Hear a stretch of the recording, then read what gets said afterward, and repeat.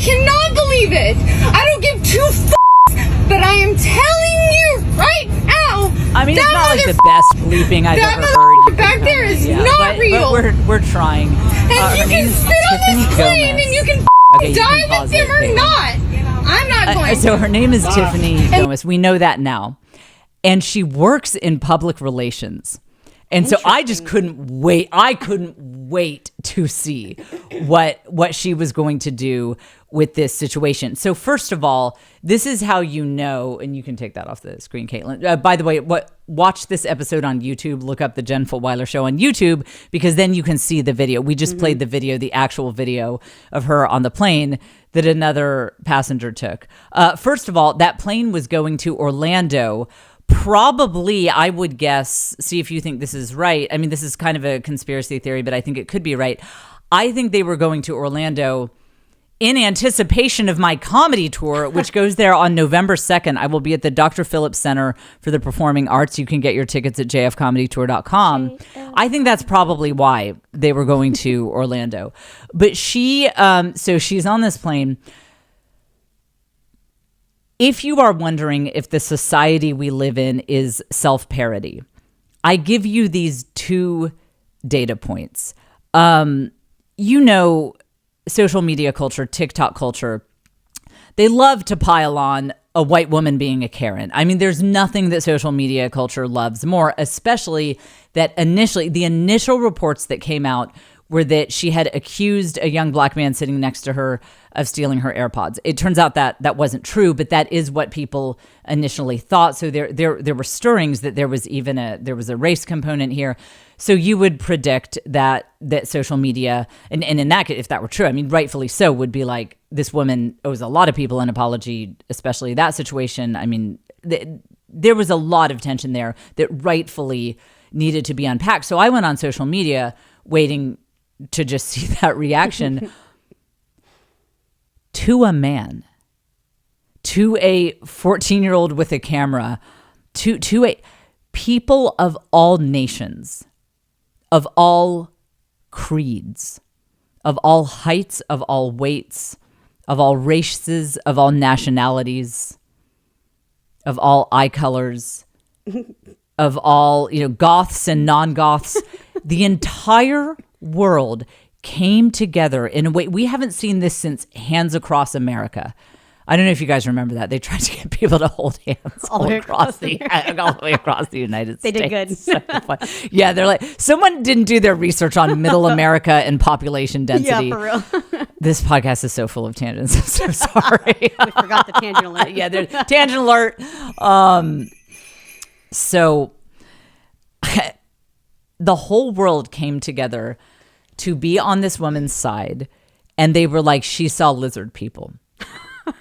Caitlin, I was not aware that a large percentage of planet Earth, large percentage, believes that there are lizard people. I was watching people who otherwise are kind of sane go into this. And these are people that I'd started following because they do Taylor Swift conspiracy. Like, Taylor's song was really about so-and-so. I don't know why I have gotten on this side of TikTok, but like now I'm addicted and I can't get off. But even these people who I thought, this is just a sane person who, spends 10 hours a day thinking about Taylor Swift songs, perfectly sane. You guys, I'm serious. All of these people, chef talk, dance talk, all of these sections of TikTok, and then same thing with YouTube, same thing with Instagram. They all came together to say, yeah, she saw lizard people, and this is a real problem. The lizard people are a real problem. These people were dead serious. The first few videos I saw, I was like, ha, that's funny. I mean, I'm not seeing the punchline in this video, but that's so funny that they're, but they weren't kidding. And I was watching people just stone face, just say, yeah, it's, lizard people. I mean, I'm just glad. I, for one, am glad that someone spoke out. I am glad that this woman had the courage to speak out about these lizard people. Nothing made sense about this because you're also like, Well, it sounds like they're not doing anything wrong. They were just trying to get to Orlando. I mean, all I'm hearing is that the lizard people want to ride the Magic Mountain roller coaster. Even if they exist, why are you guys so anti the lizard people? Honestly, I'm kind of on their side. If my flight were delayed, I'd be pretty annoyed by that. So, but they were just like, oh, this is so serious. This is so serious.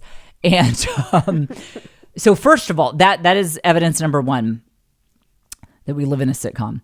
Number two is that Carrot Top was on the plane. Carrot Top. And then he went on a media tour. Pull up the image of Carrot Top. Okay, so Carrot Top, I hadn't kept up with his work recently. You guys have to look this up on YouTube. We're roughly 21, 22 minutes in. Fast forward to that mark on YouTube because you need to see how Carrot Top is doing. He's doing great. I mean, it's like if Johnny Depp got a job working as Ronald McDonald and it was going to work out, but then he started smoking crack. That is the current look that Carrot Top has going on. And I don't say that with judgment. I'm not saying that in a judgmental way. That I don't know what's stylish. That might be the look. Like Johnny Depp, Ronald McDonald cracked out. That could be I really honestly don't know. I'm not a fashion person. You guys can look this up on YouTube and see for yourself. And when you pull it up, you'll be like, that's actually really accurate, Jen. So the screenshot that we're showing here is he went on his Instagram. So as if it's not insane enough. Okay. So first of all, this woman does this and she's screaming about how everyone on the plane is going to die. That's what you like before a flight. Oh, yeah. That's fun. And okay, so first I watched that play out. Then I watched all the people. I wouldn't even say conspiracy theorists. This was just a mainstream take. Like, yeah, there were lizard people on that plane. And I, for one, am glad that someone is talking about it. So then I'm watching that. And then Carrot Top is on his Instagram. He's like, I was on the plane and I just want to say this about that. And I'm like, well, he does look like a lizard person. So maybe this is actually convincing me. Maybe he was the lizard person. It's so funny. Carrot Top was on the plane. And she's like, that MF is not real. And I'm like, I've been trying to say that about Carrot Top for years. What? How can you explain Carrot Top's success? Oh, yeah. If he's not a lizard person? Because you might have been skeptical, like Jen, the Bible doesn't say anything about lizard people. Like, I don't think that they're real. Okay. Infallible word of God in column A, but then with column B, you got Carrot Top. Carrot Top. Yeah. Just Carrot Top. That mofo is not real. I'm actually with her. Look at my YouTube. 24 minutes in. Pull up my YouTube and see if you think that guy's real. His success is, there's no way.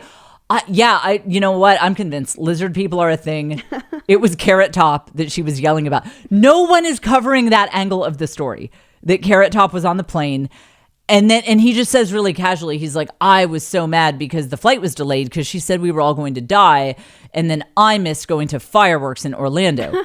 Again, guys, lizard people.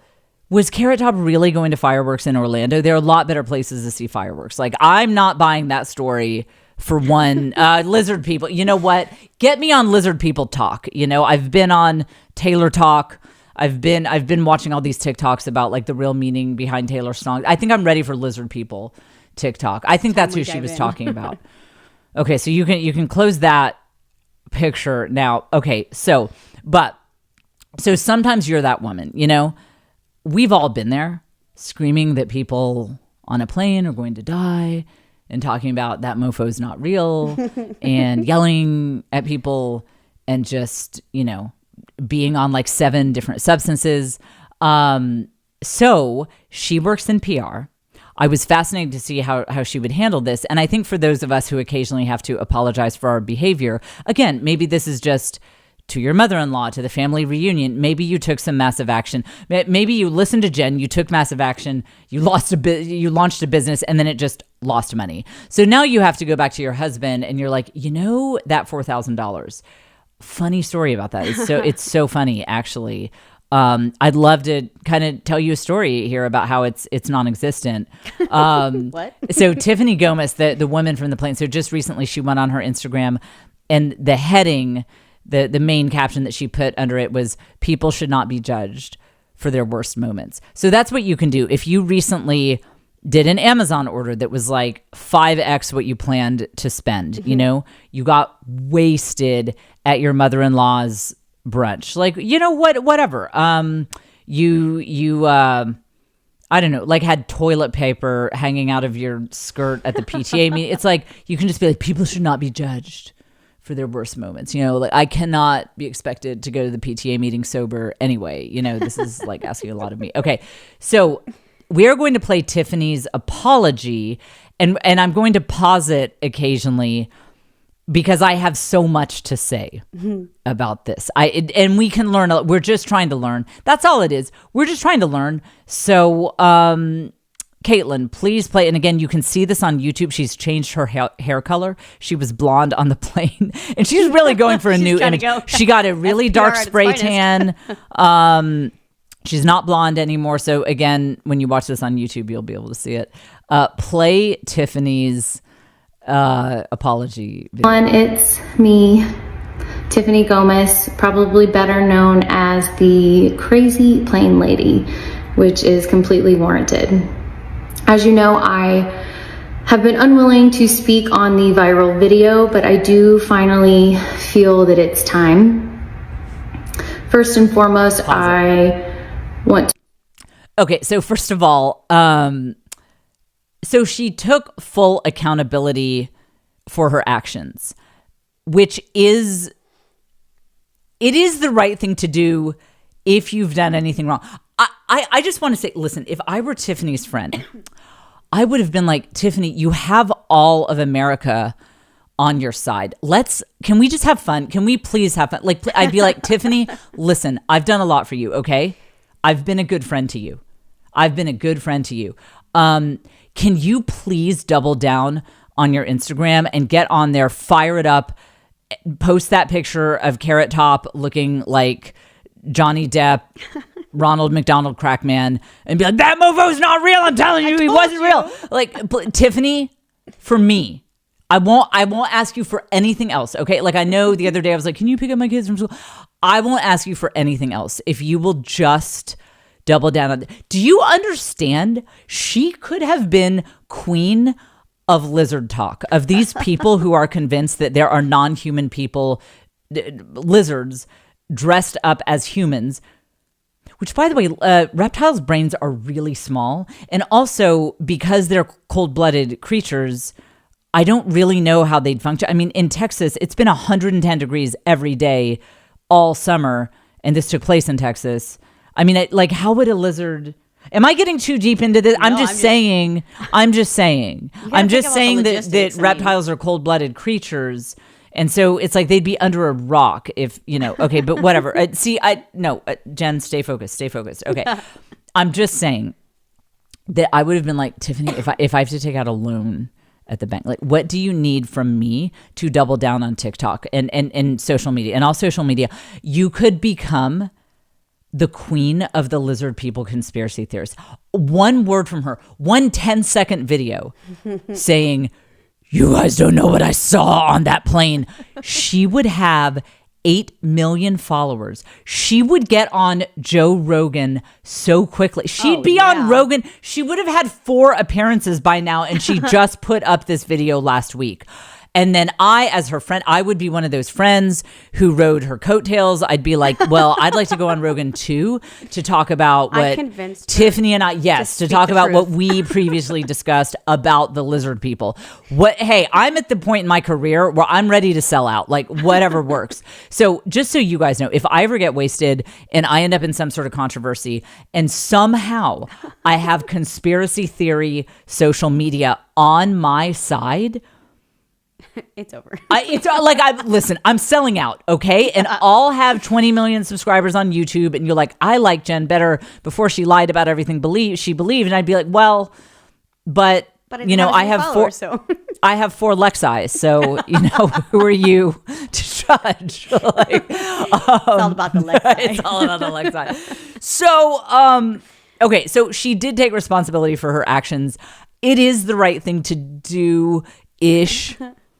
if there's no other option, I just think she had other options. Okay, go ahead. Let's see what she says next. To take full accountability for my actions. They were completely unacceptable.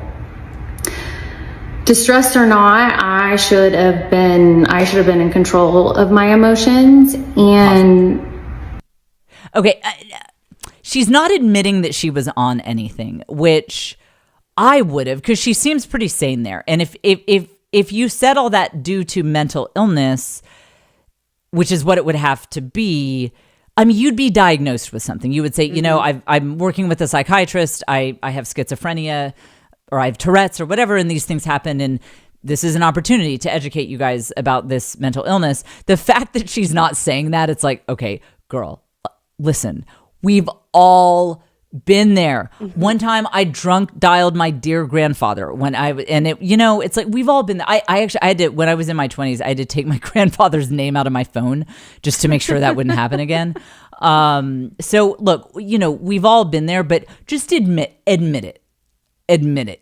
You were on a few things. I'd like for her to admit it also, because I'd like to know what she was on. I just want to know what my options are. Because I've been on some flights with some people. I'm about to do it. I'm about to be like, everyone on this plane is going to die. And I would just like to know what...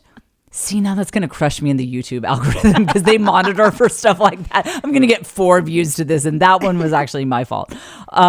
So, I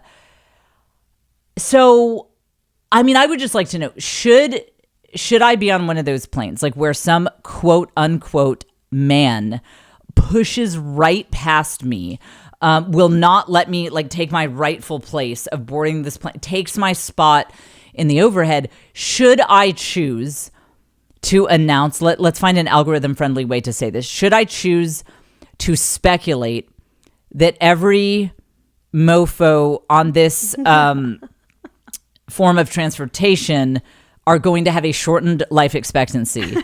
I'd like to know what substances I could take that would give me the courage to make that happen.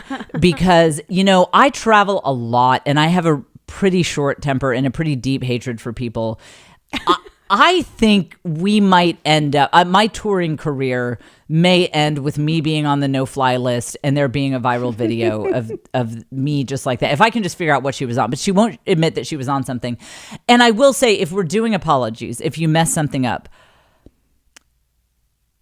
don't quote-unquote take accountability, but also not be honest. If we're going to crack open the can of not being honest about what really happened, then go ahead and say that Carrot Top is a lizard person, and that's what you're talking about. Like, go all the way. If you just don't want to go there with the truth, it's all spin, it's all PR. We're all just having fun. None of this is real. I'm really starting to think that life's just a simulation. So fine, if you want to spin it that way. But if we're talking about your situation with your kids' school, with your mother-in-law, don't talk a big game about, I'm going to be accountable, and then be like, yeah, that time I stumbled up to the PTA meeting and I punched the principal and I took the mic and I started singing Irish pub songs. You know, I was just having a bad day. I was stressed out. I had not done 7 vodka shots. It's like, don't say you're taking accountability and then not be honest about what was really going on. Okay, let's play. I love what she says next. Listen to this. That was not the case. My use of profanity was completely unnecessary and hilarious. And I want to apologize to everyone on that plane, especially those that had children aboard. Can't imagine going through that and trying to explain to your kid what in the world just happened. No, girl, no, that would be the best thing that ever happened to me and my children. My kids and I, lore. You guys need to look up the podcast episode. It's a recent episode. It's something from summer 2023. It's called Make Memories. But the point that I made is, when you're doing family stuff, don't try to make memories. Try to make lore, because lore is where, you know, I forgot they're going to Orlando. Yes, exactly. To Disney World of all places, I'm sure. They're probably little kids with their musketeer hats on. They're matching Disney shirts, and they're like, what? No, they're sitting there like, that MF was not real. Like, I actually really agree with her. Yeah. That's true. Maybe she saw a kid in a mouse ears hat and was like, that mofo's not real. Wouldn't that be great? A girl's dressed up as Minnie Mouse. And she's like, that's Minnie Mouse. Minnie Mouse doesn't exist, and I'm not on anything, I swear. Incredible. I totally forgot they were going to Orlando. This story is like, the more you contemplate it, the richer a source of entertainment it becomes. It's a cornucopia. It's a horn of plenty. It's a horn of, you know how the Pilgrims, they had the horn of plenty. It is a horn of plenty of entertainment. So, okay, I totally forgot they're going to Orlando. Okay, so I actually have a serious point to make, though. So funny to me. Okay, so I talk a lot about village life. Okay, I'm sorry. I'm not that into Disney, and I've never taken my kids to Disney. So I think what hits me so deeply about this is it's like confirmation. Like, well, see, you shouldn't take your kids to Disney because this is what happens. Because someone's going to say they're not real, you know, and say everyone on the plane's going to die. So I talk a lot about village life. And how and in fact, I've gone viral for my sketches about, probably my most viral sketch. It got so much news coverage. It was stupid. I lost track of the media outlets that covered it, but all the major ones did. When I was talking about how babies belong on planes, it was kind of a humorous sketch, but it made a serious point. And it was like, you know, this is babies belong in public spaces, and anyone who can't deal with that needs to get a life and get some noise canceling headphones. If you're sensitive to noise, that's fine. Then travel everywhere you go. The onus is on you to get some AirPods Pro or some noise canceling headphones or earplugs. They make designer earplugs. Get those. Because babies deserve to be in public spaces. And if you can't hear crying babies, fine. You don't have to. Just travel with headphones. So anyway, I was just trashing people who complain about kids being on planes, because I say, you know, to the culture of deaf people, get over it. Kids are going to be in public spaces, and it's a deeply, virulently anti-woman take to be against young children being in public spaces, because it's the women who pay the price. It's not their boyfriends. It's not the deadbeat dads. They're having fun with the bros, while it's like the mom can't go anywhere because no one is welcoming the children that she is taking care of in public spaces. So, okay. Now, but what I've never talked about until this story is the flip side of this.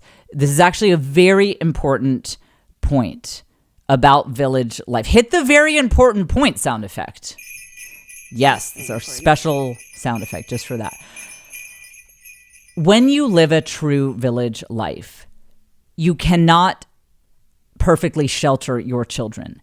They will be around the uncle who just can't stop dropping F-bombs. You've asked him to watch his language about the children, and he just can't. They will be around your sister-in-law and your brother and whoever else who have vastly different political opinions than you do, and you think that their take on society is slowly destroying civilization as we know it, and you'd rather your kids not hear their nonsense. But your kid, that's part of being a village. Your kids are going to hear it. My kids, they end up hearing a lot of profanity, not because I'm dropping F-bombs in front of them, unless someone is driving slow in the left lane. But they I don't know, they just hear it. I mean, we'll have people from the neighborhood over, and, you know, they'll just kind of forget, like they don't have kids, and they'll forget, and, you know, they'll shout something, or they'll be telling a story that is not super kid appropriate. And yes, we gently, naturally, organically sort of try to not have the kids be exposed to that. I mean, if someone's like, let me tell you about the time I met these triplets at a bar and like they all had tattoos, and yeah, it's like, hey kids, you know, hey, hang on Larry, I can't wait to hear that story, but you know what, kids, I think it's time for you guys to go to bed. So yeah, you try, but here's the thing. when your kids are part of the organic flow of village life, they will be exposed to undesirable language and stories and worldviews. I make the case, though, that is a strong positive. It's a strong positive. I've seen kids who were raised as part of this natural village life and exposed to all sorts of stuff, but in a way where their parents are still in charge. They're connected to their parents. Their parents are very involved. So their primary connection is to their parents, but they're seeing some crazy stuff in the village. They're seeing women talking about Carrot Top not be real. Like Carrot Top's appearance is really the scariest thing on the plane. And then the woman's yelling. It's like they're exposed to stuff like that. Those kids tend to hold to the worldview of their parents, stick with their religion, their general view of what matters in life, way more than the kids who were isolated and purely sheltered. We know a lot of homeschooling families, not really out of choice, but just because they homeschooled and didn't have a village, who isolated their kids. Their kids just grew up pretty isolated. And they had the homeschooling community, they were around them, but typically those communities had carbon copy viewpoints of the parents. So these are kids.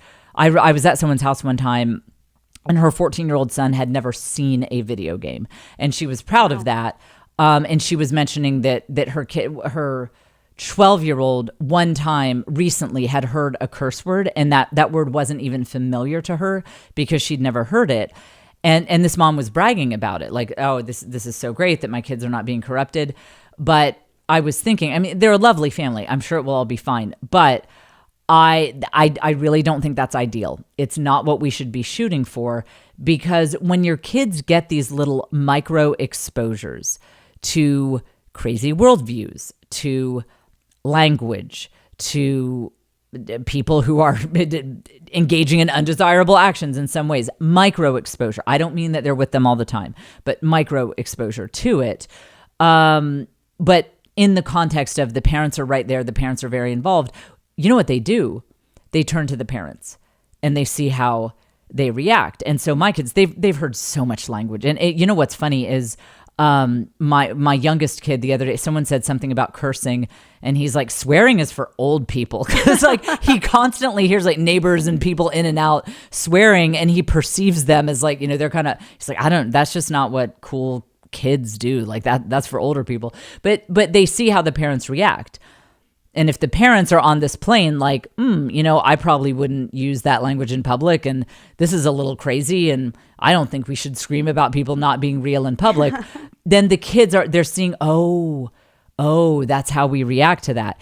And again, many times a friend of ours who was part of rave culture in a big city came over and was catching up, and boy, did he have some unsavory stories. We actually had to hit the pause button and have him continue later, but he used a lot of language. And while the kids were still there, they're like, what's Molly? Who's she? Well, yeah. When he would drop F-bombs and, around the kids, it's not like Joe and I never use that language, but in that family context, we clearly didn't find that to be appropriate. So the kids would see me and Joe looking at each other and shaking our heads like, oh my gosh, like this poor guy. And so they saw us reacting with a mix of pity, with a mix of a little bit of disapproval. And so my kids see in their formative years, like when they're young, you can't start this when they're 17. They've already formed a lot of their views. At 7, 8, 9 years old, they're like, oh, I see. Okay, mom and dad seem to think that this is lame. They seem to pity this person who's like swearing, in front of us. So I think it's interesting that she is so apologetic for the kids being exposed to this, because I would actually say that's a feature, not a bug. What a great, what great lore you could have with your kids. And that is part of just being out and about as a family, that you got your mouse ears on, and you got your Minnie Mouse shirt, and you got your Minnie Mouse lunchbox, and a lady screaming about how all you MFs are going to die on this plane.